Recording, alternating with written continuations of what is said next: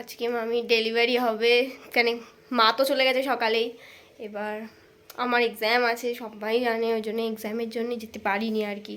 এবার আমি যাব, ওরাও বললো যে 11:30 11টা 11:30 দিকে ডেট টাইম দিয়েছিল, বাট টাইম তো কিছুই হয় না টাইমে, তাই না? দেখি যাই, রেডি হতে হবে এবারে, রেডি হয়ে বেরোই আমি, বেরিয়ে দেখা যাক কি হয়। এবার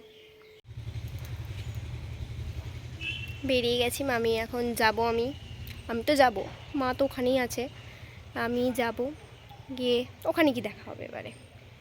খুব এক্সাইটেড, মামিকে শুনলাম এখনও উঠিতে নিয়ে যাইনি, দেখা যাক। ভালো লাগছে মামি? ভালো লাগবে, এরকম মামি মা সবাইকে আমি ব্লগের মধ্যে নেব। দেখো মামিকে নিয়ে যাচ্ছে, হ্যাঁ এই যে মামা।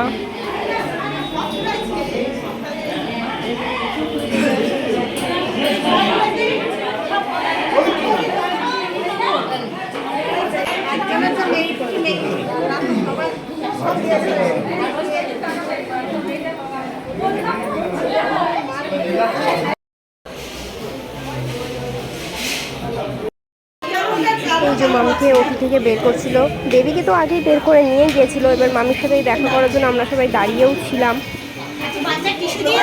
ফাইনালি মামি বেবিটাকে পেলো এবার। কিচ্ছু হয়নি, কিচ্ছু হয়নি,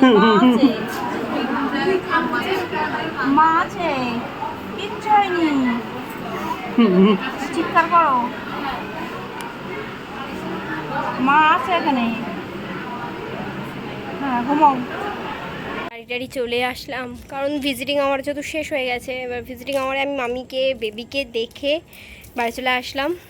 মা এখনও আছে ওখানে, মাও আসবে, যেহেতু বাড়িতে জেরি আছে না, ওই জন্য জেরির জন্য, অবভিয়াসলি জেরির জন্যই বাড়ি চলে আসলাম। এবার আর হয়তো যেতে পারবো না, কারণ নার্সিংহোমে আর হয়তো যাওয়া হবে না, এক্সাম শুরু হয়ে যাবে, তো ওই জন্য আর হবে না।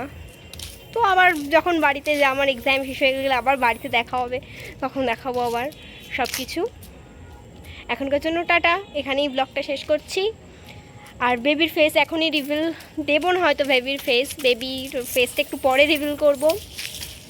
বেবিও সুস্থ আছে, ভালো আছে, এই অনেক, আমরা তো ভীষণই খুশি হয়েছি। আমরা মানে প্রত্যেকে এত এক্সাইটেড ছিলাম আর এত খুশি হয়েছে, মানে বলার বাইরে।